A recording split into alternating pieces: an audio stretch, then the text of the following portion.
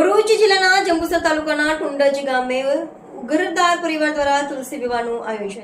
ટુંડજ ગામે જેનું શાસ્ત્રોમાં અને આયુર્વેદમાં અનેક ગણું મહત્વનો ઇતિહાસ છે અને હિન્દુ ધર્મોની આસ્થાનું પ્રતીક એવા તુલસી માતાના વિવાહનું આયોજન કરવામાં આવ્યું.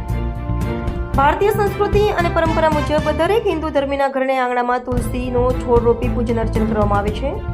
એવું જ એક આયોજન તુલસી વિવાહનું તાલુકાના ટુંડજ ગામે ઉઘરાદાર પરિવાર અને પ્રણવભાઈ પટેલ દ્વારા કરવામાં આવ્યું હતું. ધીરજભાઈ વલ્લભભાઈ પટેલ તથા શૈલેષભાઈ વલ્લભભાઈ પટેલ તેમને ત્યાંથી શ્રી કૃષ્ણ ભગવાનની જાન લઈને ભગવાન સહિત જઈ પ્રણવભાઈના પરિવારના ઘરે લાલજીભાઈ પટેલ તથા દિલીપભાઈ શંકરભાઈ પટેલના ઘરે તુલસી માતા સાથે ભગવાનના શુભ વિવાહનું આયોજન કરવામાં આવ્યું અને વરપક્ષ અને કન્યા પક્ષ દ્વારા લગ્નના મંગળ ગીતો ગાય સુપેરે વિવાહને પૂર્ણ કર્યાના સમાચાર મળી રહ્યા છે. Reporter Ramesh Parmar, Kanam express news, Jambusar. તાલુકાના ટુંડજ ગામે તુલસી માતા શ્રી કૃષ્ણના ભવ્ય વિવાહ સંપન્ન. જંબુસર આસ્થા અને ઉલ્લાસના પર્વ દેવઉઠી એકાદશી નિમિત્તે જંબુસર તાલુકાના ટુંડજ ગામે તુલસી માતાને ભગવાન શ્રી કૃષ્ણના વિવાહનું ભવ્ય આયોજન કરવામાં આવ્યું હતું, જેમાં સમગ્ર ગામજનોએ ઉત્સાહભેર ભાગ લીધો હતો. ગામના ઉઘરાદાર પરિવારના આંગણેથી આ શુભ પ્રસંગની શરૂઆત થઈ હતી. ધીરજભાઈ વલ્લભભાઈ પટેલ અને શૈલેષભાઈ વલ્લભભાઈ પટેલના ઘરેથી ભગવાન શ્રી કૃષ્ણની જાનનું પ્રસ્થાન થયું હતું. શ્રી કૃષ્ણની જાન વાગતે ગાતે નીકળી ગામના ભગવાન સમન્વય પરિવારના નિવાસસ્થાને પહોંચી હતી.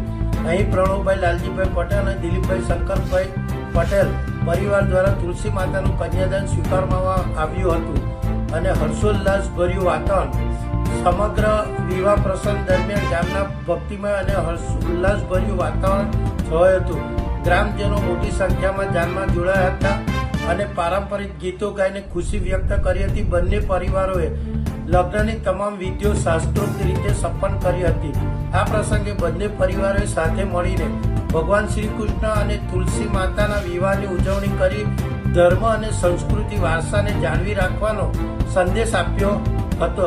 તુલસી વિવાહના આ પાવન પર્વ પર સૌએ પૂજ્ય અને શુભેચ્છાઓ પાઠવી હતી અને ગ્રામ પર આવેલી આફતોને ભગવાન સહેજે સહેજે લઈ લે અને ગામ સુખમય અને શાંતિમય અને હર્ષો ઉલ્લાસ સાથે બધા એક થઈને રહે એવી ભગવાન કને આશીર્વાદ લીધા હતા.